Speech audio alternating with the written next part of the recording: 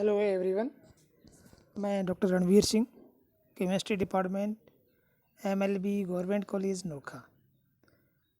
आज हम बात करते हैं रमन स्पेक्ट्रोस्कोपी के बारे में। रमन स्पेक्ट्रोस्कोपी रमन इफेक्ट के ऊपर आधारित है। ये Raman effect doctor CV Raman के द्वारा 1928 में डिस्कवर्ड हुआ था। ये रमन इफेक्ट किसी मटेरियल के द्वारा मोनोक्रोमेटिक लाइट का स्कैटरिंग इफेक्ट है। ये रमन स्पेक्ट्रा किसी पदार्थ में उसकी पोलराइजेबिलिटी चेंज होने की वजह से प्राप्त होता है, और पदार्थ की या मॉलिक्यूल की पोलराइजेबिलिटी उस मॉलिक्यूल में रोटेशन या वाइब्रेशन के द्वारा परिवर्तित हो सकती है। रोटेशन और वाइब्रेशन मोड में जो चेंज होता है उसका अध्ययन हमने माइक्रोवेव और IR स्पेक्ट्रोस्कोपी में भी किया, बट यहाँ रमन स्पेक्ट्रोस्कोपी में प्लस पॉइंट ये है कि यहाँ हम होमो एटॉमिक मॉलिक्यूल्स का भी अध्ययन कर सकते हैं, अर्थात होमो एटॉमिक मॉलिक्यूल रमन एक्टिव होते हैं। जब हम किसी मोनोक्रोमेटिक लाइट को किसी सबस्टांस, चाहे वो सॉलिड स्टेट में हो, लिक्विड में हो या गैसीय स्टेट में हो, उसके ऊपर उसको आपतित करवाते हैं, तो जो रेडिएशंस उस मटेरियल से स्कैटर्ड होकर लौटती हैं, उनका जब हम अध्ययन करते हैं तो उन स्कैटर्ड रेडिएशंस में कुछ रेडिएशंस ऐसी प्राप्त हुई जिनकी ऊर्जा का मान आपतित जो रेडिएशन है उनकी ऊर्जा से कुछ भिन्न था। इस प्रकार की जो रेडिएशंस हैं उनको रमन रेडिएशंस के रूप में पहचाना गया, रमन साइंटिस्ट के द्वारा उनको पहचाना गया। और ये जो शिफ्टिंग का इफ़ेक्ट है, उनकी एनर्जी का जो शिफ्टिंग हुआ या फ्रीक्वेंसी का जो शिफ्टिंग हुआ, इसे रमन इफेक्ट कहा गया। अगर स्कैटरिंग के दौरान हमें इंसिडेंट रेडिएशन के समान ऊर्जा वाली ही रेडिएशन मिलती है, तब उसे हम रेले इफेक्ट कहते हैं या रेले स्कैटरिंग कहते हैं। अगर हमें भिन्न ऊर्जा की रेडिएशंस प्राप्त होती है तब उसे हम रमन इफेक्ट कहते हैं, और जो रेडिएशंस के कारण हमें स्पेक्ट्रा प्राप्त होगा उसे हम रमन लाइंस कहेंगे। ये जो रमन लाइंस है, इनकी लैम्डा वैल्यू या इनकी जो वेव नंबर है, जिसे हम एनर्जी के रूप में रिप्रेजेंट कर रहे हैं, वो परिवर्तित हो जाती है। इन रमन लाइंस की लैम्डा वैल्यू या वेव नंबर या फ्रीक्वेंसी जो इंसिडेंट रेडिएशन है उनसे कुछ की कम होगी, कुछ की अधिक होगी। जिन स्कैटर्ड रेडिएशंस की एनर्जी इंसिडेंट रेडिएशन से कम होती है उन्हें हम स्टोक लाइंस बोलते हैं, और जिन स्कैटर्ड रेडिएशन की एनर्जी इंसिडेंट रेडिएशन से अधिक होती है उन्हें हम एंटी स्टोक लाइंस कहते हैं। रेले या मूल इंसिडेंट रेडिएशन से जितनी एनर्जी या वेवलेंथ का या वेव नंबर का शिफ्टिंग होता है, उस शिफ्टिंग को हम रमन शिफ्ट बोलते हैं, जिसे हम यहाँ रिप्रेजेंट कर रहे हैं। Raman shift delta nu is equal to nu i minus nu s, जहाँ न्यू आई इंसिडेंट रेडिएशन की फ्रीक्वेंसी है और न्यू एस स्कैटर्ड रेडिएशन की फ्रीक्वेंसी है। ये इस डायग्राम के द्वारा हम रिप्रेजेंट कर रहे हैं। न्यू आई इंसिडेंट रेडिएशन के बराबर ही अगर स्कैटर्ड रेडिएशन की एनर्जी हो तो उसे हम रेले लाइंस बोलेंगे, और इस रेले लाइंस के राइट हैंड साइड में अधिक एनर्जी वाली जो लाइंस हैं उनको हम एंटी स्टोक लाइंस बोलेंगे, और इसके रेले लाइन के लेफ्ट हैंड साइड में जो कम ऊर्जा वाली रमन लाइंस है उनको हम स्टोक लाइंस कहेंगे। रमन स्पेक्ट्रा के अंदर या रमन जो स्पेक्ट्रा है उनको हम 3 प्रकार के स्पेक्ट्रा में डिवाइड करके स्टडी कर सकते हैं। प्योर रोटेशनल स्पेक्ट्रा या pure rotational Raman spectra, pure vibrational Raman spectra और वाइब्रेशनल रोटेशनल रमन स्पेक्ट्रा। ये स्पेक्ट्रा हमें स्कैटरिंग प्रोसेस के दौरान जो एनर्जी लेवल चेंज होता है उसके अकॉर्डिंग प्राप्त होते हैं, और ये एनर्जी लेवल में परिवर्तन उसी प्रकार से होता है जैसे हमने रोटेशनल और वाइब्रेशनल स्पेक्ट्रा में देखा।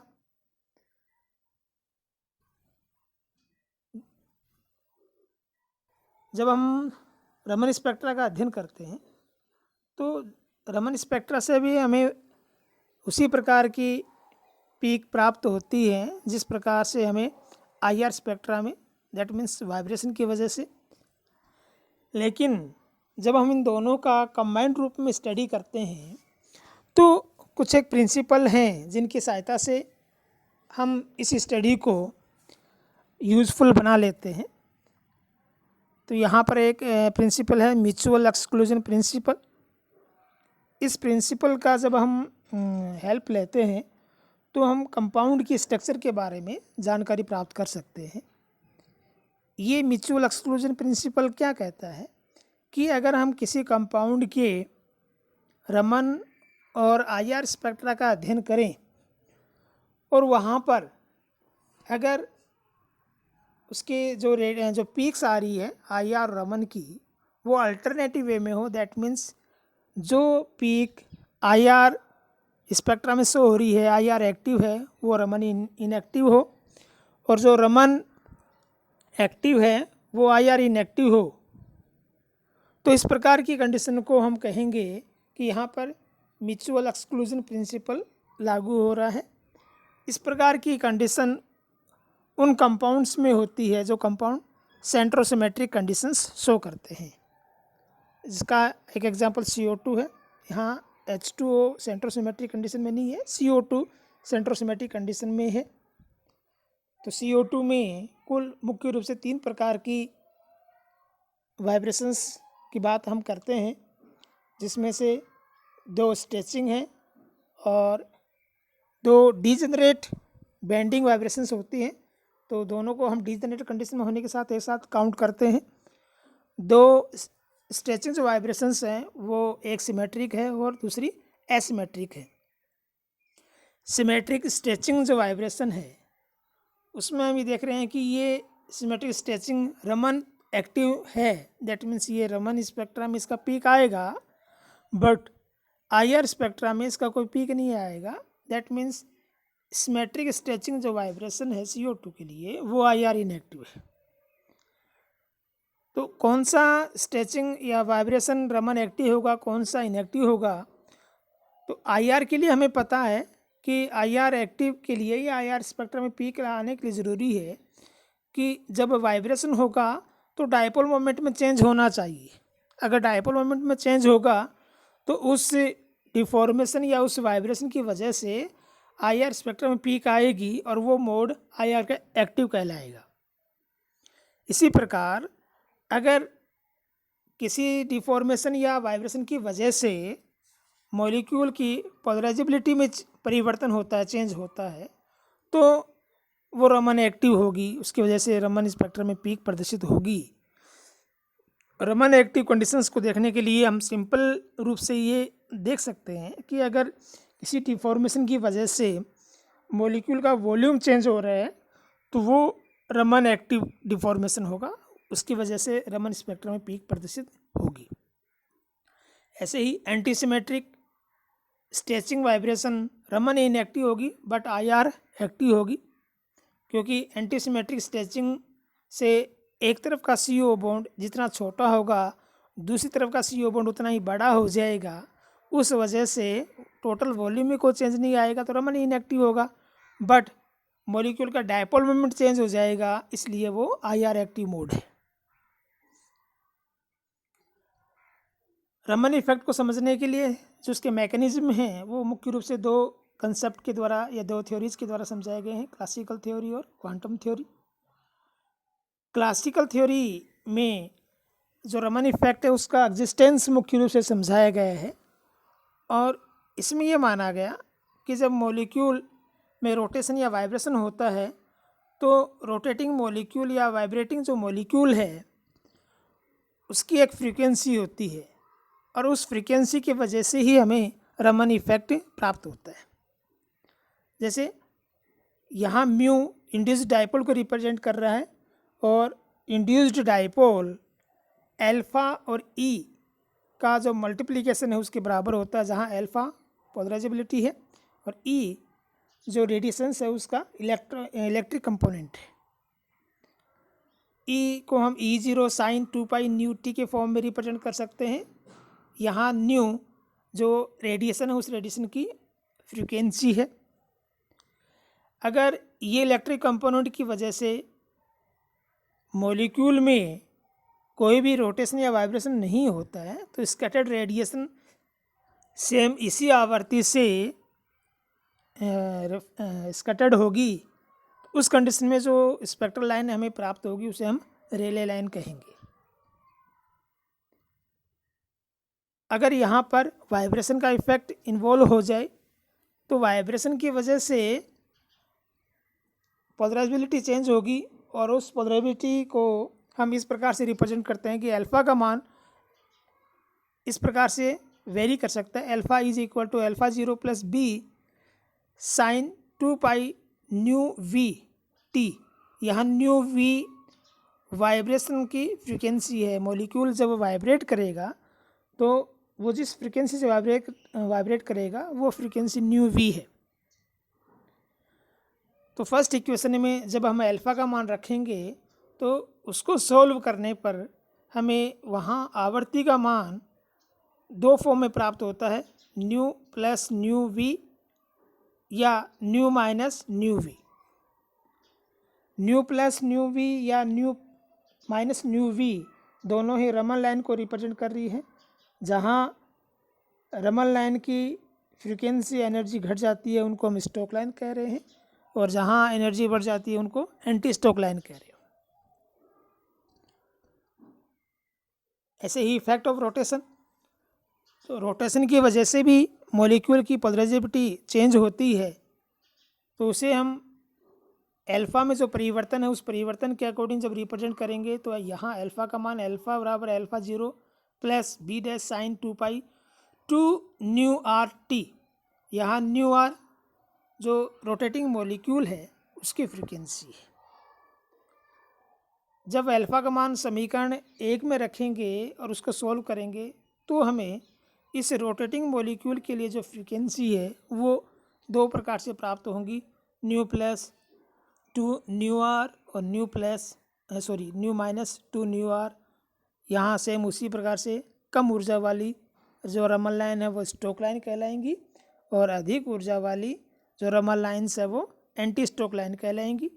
यहाँ जो रमन शिफ्ट है वो 2 न्यू आर का होगा क्योंकि यहाँ जो सिलेक्शन रूल है वो डेल्टा जे बराबर 0 प्लस माइनस 2 है। जहाँ डेल्टा जे का मान 0 होगा वहाँ हमें रेले लाइन प्राप्त हो रही है, जहाँ डेल्टा जे का मान +2 और -2 प्राप्त हो रहा है वहाँ पर हमें रमन लाइन प्राप्त हो रही है। क्वांटम थ्योरी के द्वारा हम रमन स्पेक्ट्रा में सिलेक्शन रूल और इंटेंसिटीज़ को करेक्टली आइडेंटिफाई कर सकते हैं। क्वांटम थ्योरी के अकॉर्डिंग रमन इफेक्ट के दौरान ये माना गया कि रेडिएशन और मॉलिक्यूल में जब स्कैटरिंग होती है तो वहाँ पर वो एक तरह का कोलिजन होता है मॉलिक्यूल और रेडिएशन के बीच में। ये कोलिजन इलास्टिक भी हो सकता है और इलास्टिक भी हो सकता है। यहाँ एनर्जी कंजर्वेशन का रूल है उसके अकॉर्डिंग फिर हम कह सकते हैं कि जब दोनों में कोलिजन होगा रेडिएशन में और मॉलिक्यूल में तो कोलिजन से पहले का एनर्जी और कोलिजन के बाद का जो एनर्जी है वो इक्वल रहेगा। यहाँ EP मॉलिक्यूल का कोलिजन से पहले का एनर्जी स्टेट है, EQ मॉलिक्यूल का कोलिजन के बाद का एनर्जी स्टेट है, Hν फोटोन का कोलिजन से पहले का एनर्जी है रेडिएशन या फोटोन का, और Hν उस स्कैटर्ड रेडिएशन के फोटोन का कोलिजन के बाद वाला एनर्जी है।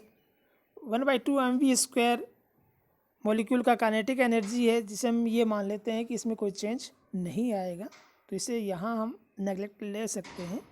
इसके अकॉर्डिंग जो स्कैटर्ड रेडिएशन है उसका जो फ्रीक्वेंसी है उसे हम इस प्रकार से निकाल सकते हैं। Frequency of scattered radiation nu dash is equal to E p minus E q upon h plus new.